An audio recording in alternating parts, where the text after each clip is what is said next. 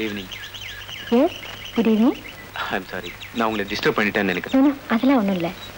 குழந்தைகளோட ஆடி பாடுறது ஒரு தனி இன்பம். அது எனக்கு ரொம்ப பிடிக்கும்.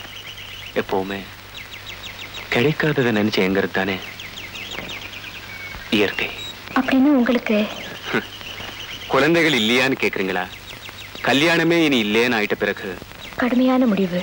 அந்த கடுமைக்கு நான் மேற்கொண்டிருக்கிற கடமையே மாற்றாயிடுச்சு. அதனால இனி கவலைப்பட எதுவுமே இல்லை. கடமையா? ஆமா.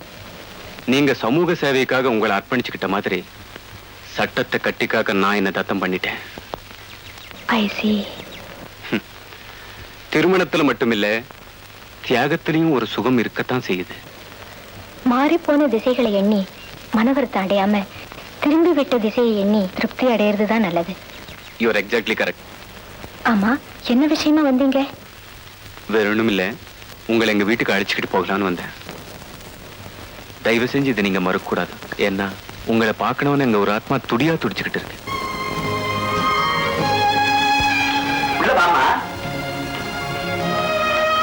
ஏமா தயங்குற? எங்க ஆத்துக்கு நீ வரத்துக்கு நாங்க கொடுத்து வச்சிருக்கோம். ஆமா, தேங்க்ஸ்.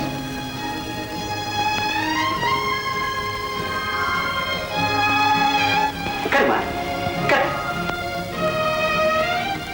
சௌக்கியமா இருக்கீங்களா? எப்படிமா இருக்க முடியும்? அன்னைக்கு ஆச்சாரங்கிற பேரால சுடர் விட்டு பிரகாசிக்க வேண்டிய ஒரு குடும்ப விளக்கை தூக்கி எறிஞ்சேன். இன்னைக்கு அதுக்கு தண்டனையா விளக்கேற்ற ஒரு லட்சுமி இல்லாம இந்த வீடு இருண்டு கிடக்க வேண்டிய ஒரு நிலைமை ஏற்பட்டு போச்சு. அதையெல்லாம் இப்பயே நினைக்கிறீங்க? என்னம்மா செய்யறது? மரண வேதனையை விட மனவேதனை ரொம்ப கொடுமையானதம்மா. அந்த கொடுமைக்கு உங்ககிட்ட இருந்து மன்னிப்பு பெறறதை தவிர வேற மருந்தே கிடையாதும்மா. மன்னிப்பு கேட்க நீங்க ஒரு பாவமும் செய்யல. மகனோட எதிர்காலத்தை பத்தி கவலைப்பட ஒவ்வொரு தந்தைக்கும் உரிமை உண்டு இல்லையா? கங்கா, கங்கா, கங்கா.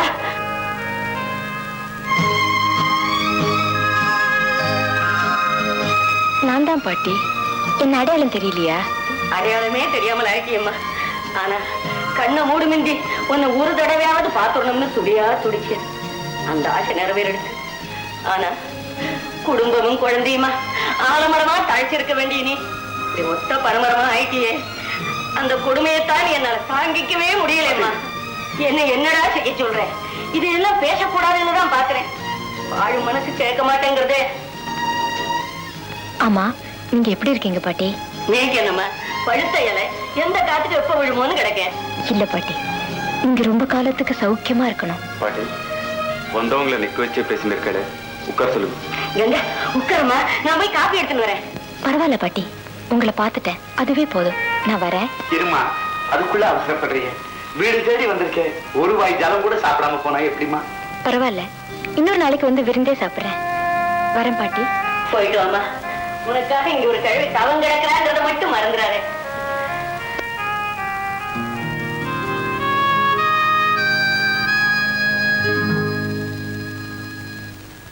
நீங்க போய்தான் ஆகணுமா?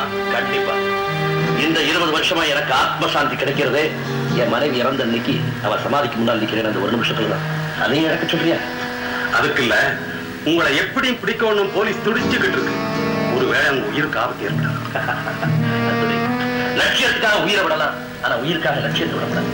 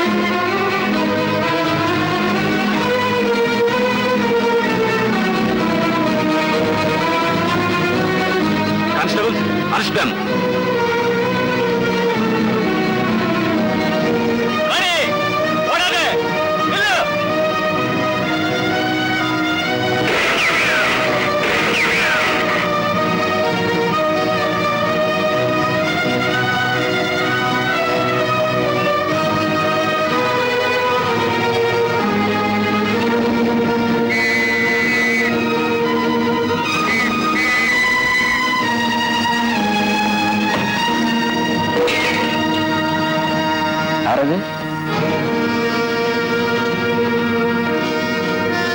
சாமி, நீங்களா? நீ நீ என்ன தெரியலையா சாமி? நான் தான் சாமி, காளி. விதிய பாத்தீங்களா சாமி? பல வருஷங்களுக்கு முன்னால போலீஸ் கிட்ட இருந்து தப்பிக்கிறதுக்காக என் குழந்தையோட உங்ககிட்ட நான் வந்தேன். இன்னைக்கு அதே போலீஸ் கிட்ட இருந்து தப்பிக்கிறதுக்காக என் மகன் இருக்கிற இடத்துக்கே வந்துட்டேன். தீமையிலையும் தெய்வம் நன்மை செய்யும் சொல்லுவாங்களே, அது சரியா போச்சு சாமி. சாமி, என் மகன் எங்க சாமி? இந்த உண்மையை என் உயிர் உள்ள வரைக்கும் யாருக்கிட்டையும் சொல்ல மாட்டேன்னு சத்தியம் செய்யுங்க. கீழ் சாதிக்கார பொண்ணுன்னு தெரிஞ்சதுக்கு அப்புறமும் என் மகளை வளர்த்து ஆளாக்குறதுக்கு நான் எத்தனை புறவி எடுத்து என் உடம்பை செருப்பா தைச்சு போட்டாலும் அந்த கடன் தீராது சாமி. சாமி, என் மகளை கூப்பிடுங்க சாமி, நான் பார்க்கணும் சாமி, கூப்பிடுங்க சாமி. என்ன சாமி பேசாம இருக்கீங்க? காளி, வந்து வந்து அவ எங்க ஆத்துல இல்லப்பா. இல்லையா? அப்போ ஏதாவது அனாதை விடுதலை சேர்த்துட்டீங்களா? காளி, சொல்லுங்க சாமி, சொல்லுங்க சாமி. எந்த நேரமும் போலீஸ் வந்துடும், நான் உடனே போயாகணும். சொல்லுங்க சாமி, நேரத்தை வீணாக்கி என்ன துடிக்க வைக்காதீங்க சாமி. சொல்லுங்க சொல்லுங்க. போலீஸ் வந்தாச்சு, இப்ப நான் போறேன். ஆனா என்னைக்காவது ஒரு நாள் நிச்சயமா திரும்ப வருவேன். என் மகன் எங்க இருக்கான்னு தெரிஞ்சுக்காம விட மாட்டேன். மரியாதையா சொல்லுங்க, உங்க ரகசியம் எங்க இருக்கு? உயிரே போனாலும் சரி சொல்ல மாட்டோம். அப்படியா? கன்சர்ன்ஸ் இவங்க லாக்கப்ல வைங்க. இவங்க கிட்ட எப்படி உண்மை வரவழைக்கிறதுன்னு எனக்கு தெரியும். சார், என்ன லெட்டர்? என்ன லெட்டர்? படிச்சு பாருங்க.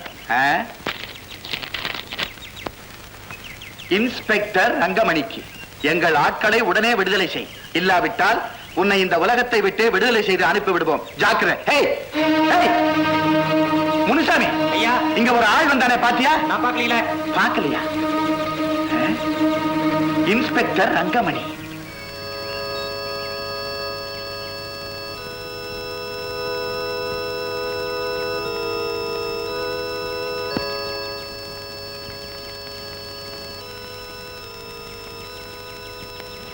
ஏன் இங்கேயே நிக்கிறீங்க? வாங்க உள்ள. பரவாயில்லை, இருக்கட்டும்மா. இங்க நீங்க படி தாண்டி உள்ள வரலாம், தடை இல்லை. பரவாயில்ல. என்ன விஷயமா வந்தீங்க? அம்மா, உபகாரம் செஞ்சுட்டு அவங்க கிட்டயே பிரதி உபகாரம் எதிர்பார்க்கிறது தர்மம் இல்லைன்னு சொல்லுவாங்க. ஆனா நான் யார உதாசீனம் செஞ்சனோ அவங்க கிட்டயே உதவி தேடி வர வேண்டிய நிலையை பகவான் எனக்கு ஏற்படுத்திட்டாருமா. அதனால என்ன? மரம் வச்சவங்களுக்கு தான் நிழல் சொந்தங்கிறது இல்ல, மத்தவங்களும் வந்து தங்கலாம். ஆனாலும் படர்ந்து தழைச்ச மரத்துக்களைய அடியோடு வெட்டின பாவிமானா. மனம் திருந்திய மனிதனின் பாவங்கள் மன்னிக்கப்படுகின்றன. சேத்துல எரிஞ்சாலும் ஒண்ணுக்கு நூறா சேர்ந்து பலன் தர நெல்லு மாதிரி உயர்ந்த குணம்மா உனக்கு. வந்த விஷயத்தை சொல்லவே இல்லையே. சொல்றேம்மா, சொல்றேன். இந்த அம்மா, இந்த லெட்டரை நீயே படிச்சு பாருமா.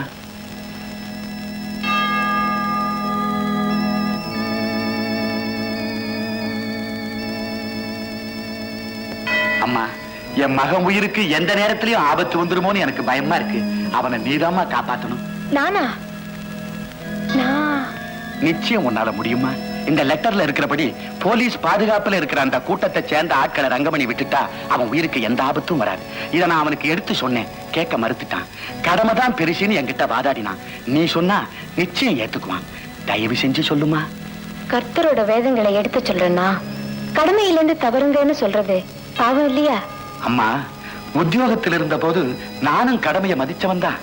ஆனா இந்த அந்திம காலத்துல எனக்கு இருக்கிற ஒரே ஆறுதல் என் மகன் தான். அவன் உயிருக்கு ஒரு ஆபத்துன்னும் போது அதை என்னால எப்படிமா தாங்கிக்க முடியும்? அம்மா, உன்னை கெஞ்சி கேட்டுக்கிறேன், முடியாதுன்னு மட்டும் சொல்லிடாதம்மா. அப்படி சொல்லிட்டேன்னா என் மகனை மட்டும் இல்ல, என் உயிரையும் இழக்க வேண்டி வருங்கிறத நல்ல ஞாபகத்துல வச்சுக்க. புனித அன்னை அவரோட உயிரை பாதுகாப்பா.